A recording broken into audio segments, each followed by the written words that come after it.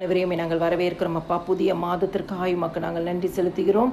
புதிய மாதத்தை நீங்கள் ஆளுகை செய்யுங்கப்பா. கிறிஸ்துக்குள் பிரியமானவர்களே, இந்த மாதம் நம்முடைய ஆண்டவராகிய இயேசு கிறிஸ்து நமக்கு கொடுக்கும் வாக்குத்தத்த வசனம் ஆகாய் 2வது அதிகாரம் 19வது வசனம், நான் இன்று முதல் உங்களை ஆசீர்வதிப்பேன் என்று சொல்லுகிறார். கிறிஸ்துக்குள் பிரியமானவர்களே, பல ஆண்டுகள், பல மாதங்கள், வாரங்கள், நாட்கள் ஆசீர்வாதத்திற்காக நம்ம ஜெபித்து கொண்டு இருக்கிறோம். எத்தனையோ ஆசீர்வாதங்களை கர்த்தர் நமக்கு தந்திருக்கிறார். ஆனாலும் ஆண்டோடைய சமூகத்தில் இன்னும் நம்ம ஆசீர்வாதத்திற்காக ஜெபித்து கொண்டிருக்கிறோம். அநேகர் பிள்ளைகளுடைய வாழ்க்கையில உயர்வுக்காக ஜெபித்து கொண்டிருக்கலாம், திருமண காரியத்திற்காக ஜெபித்து கொண்டு இருக்கலாம், பிள்ளைகளுக்கு இன்னும் கற்பத்தின் கனி உண்டாகவில்லையே என்று சொல்லி ஜெபித்து கொண்டு இருக்கலாம், இன்னும் பிள்ளைகளுடைய எதிர்கால வாழ்க்கையை குறித்து ஜெபித்து கொண்டு இருக்கலாம்.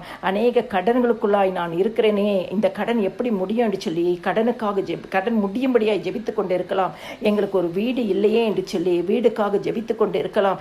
இப்படி எத்தனையோ வாகனங்கள் வாங்க வேண்டும் என்று சொல்லி ஜெபித்து கொண்டிருக்கலாம். இப்படி எத்தனையோ விதமான ஆசீர்வாதங்களுக்காக ஜெபித்து கொண்டிருக்கலாம். ஊழியத்தின் பாதையில் ஒரு வல்லமையாய் என்னை கர்த்தர் எடுத்து பயன்படுத்த வேண்டும் என்று சொல்லி கூட ஜெபித்து கொண்டு இருக்கலாம்.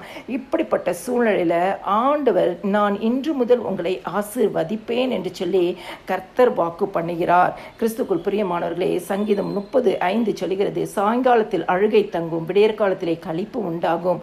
நம்முடைய ஆண்டவராகிய இயேசு கிறிஸ்து ஒரே இரவுல சூழ்நிலைகளை மாற்றுகிற தேவன். சாயங்காலத்தில் இதுவரைக்கும் ஒருவேளை அழுகையின் சூழ்நிலைகளை நீங்க பார்த்திருக்கலாம். ஆனால் இந்த மாதம் ஆண்டவர் சொல்கிறார், நான் இன்று முதல் உங்களை ஆசீர்வதிப்பேன். உங்கள் வாழ்க்கையில களிப்பு உண்டாகும்படியாய் கர்த்தர் இந்த மாதத்தை உங்களுக்கு ஆசீர்வதித்து தருவார். ஆகாய் 2:19 சொல்கிறது, களஞ்சியத்தில் இன்னும் விதை தானியம் உண்டோ? திராட்சை செடியும் அத்திமரமும் மாதுளம் செடியும் ஒலிவ மரமும் கனி கொடுக்கவில்லையே. இந்த இடத்துல ஒரு வெறுமையின் சூழ்நிலை. அங்கே தானியம் இல்லை, விதை தானியம் இல்லை, திராட்சை செடியும் அத்திமரமும் மாதுளம் செடியும் ஒலிவ மரமும் கனி கொடுக்கவில்லை. இந்த வெறுமையான சூழ்நிலையில தான் ஆண்டவர் சொல்கிறார், நான் இன்று முதல் உங்களை ஆசீர்வதிப்பேன். ஒருவேளை உங்களுடைய வெறுமையான சூழ்நிலைகள் நீங்க கடந்து வந்து கொண்டே இருக்கலாம். ஆண்டவரே, எதிர்காலம் எப்படி இருக்குமோ கலங்கி கொண்டே இருக்கலாம். ஆனால் ஆண்டவராகிய இயேசு கிறிஸ்து சொல்லுகிறார், இந்த வெறுமையான சூழ்நிலையில நான் இன்று முதல் உன்னை ஆசீர்வதிப்பேன் என்று வாக்கு பண்ணின தேவன், உங்களை ஆசீர்வதிப்பேன் என்று வாக்கு பண்ணின தேவன் உங்களுக்கு அதே வாக்கு தத்தத்தை தருகிறார். இதுவரைக்கும் மூடி இருந்த கதவுகள் திறக்கப்படும், வெறுமையான சூழ்நிலைகள் மாறும், கண்ணீர் களிப்பாய் மாறும், வெறுமையான பாத்திரம் நிரம்பி வழிகிற பாத்திரமாய் மாறும்.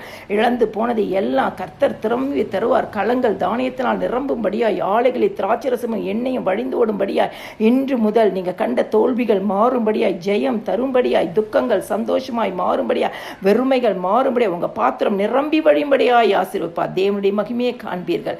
எல்லா துதிகன மகிமையும் என் ஆண்டவராக இயேசு கிறிஸ்து ஒருவருக்கே செலுத்துகிறேன். ஆமேன்.